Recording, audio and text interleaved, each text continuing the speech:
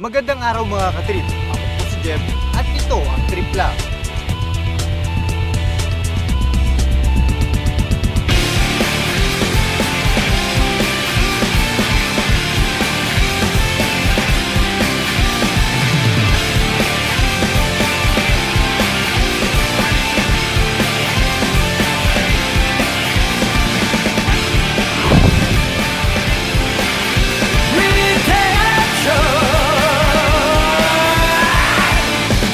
Trip lang.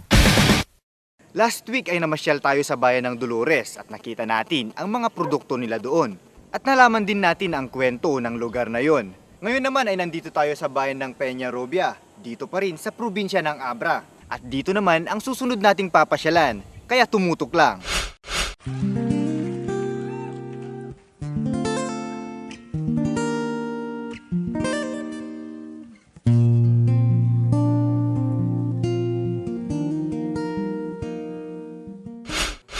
Ang bayan ng Peñarobia ay ikalimang klaseng munisipalidad dito sa probinsya ng Abra.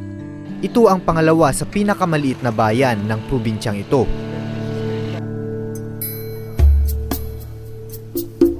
Sakop ng bayang ito ang 3,918 na ektarya na binubuo ng 9 na barangay na may 6,443 na populasyon ayon sa census noong taong 2007. Ang pinakamataas na parte ng Peñarobia ay nasa 564 feet above sea level. Ito rin ay napapalibutan ng mga kabundukan. Ang mga kabundukang ring ito ay nagsisilbing hunting ground ng mga baboy ramo, labuyo at iba pang mga hayop na pwedeng kainin.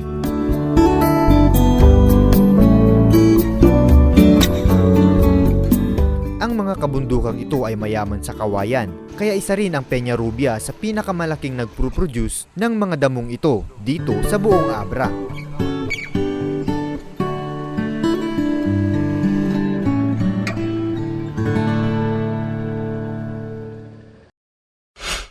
Dito sa Botanical Garden ng Peñarobia makikita ang gusaling ito na nakalimbag ang mga iba't ibang disenyo ng mga tingyan o itneg sa Ilocano. Ito ay bilang pagkilala sa kanila na unang tumira sa bayang ito. Una naming pinuntahan ang Luswak Spring na makikita sa Barangay Luswak. Dito matatagpuan ang Metro Bangued Water District, ang pinakamalakas na bukal at pinakamalaking water source dito sa probinsya ng Abra. Sinusuplayan nito ang bayan ng Peñarobia, Bangued, Tayum at Pidigan. Maliban sa potable water na supply nito, ito rin ang nagsisilbing water irrigation dito sa bayan ng Peñarobia. Bawal pumasok ang ibang tao sa mismong bukal, maliban sa caretaker nito, para mapanatiling ligtas at malinis ang tubig na nakakarating sa bawat kabahayan. Sunod naming pinasyalan ang isang Tingyan tribe sa barangay na Marabar na gumagawa ng mga etnikong kagamitan. Matagal nang gumagawa ng mga ganitong kagamitan ang tribong ito dahil minana pa nila sa kanilang mga ninuno. Dagiting nga kadaanan, rinivive mi, wano pinabarumi tapno mausar dagiti agkabanwag. Ket mabalinmet nga makatulong ti pagbiag mi ta mabalinmet nga ilako.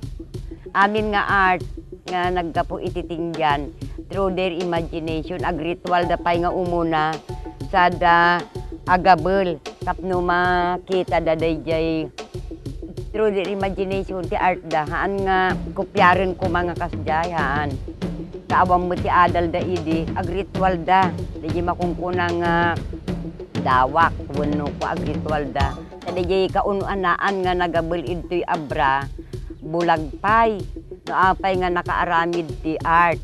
Nagaramid ti art dayjay den inya belmet dayjay kabsat na. Bawat disenyo na kanilang ibinuburda sa mga telang ito ay may kanya-kanyang ibig sabihin.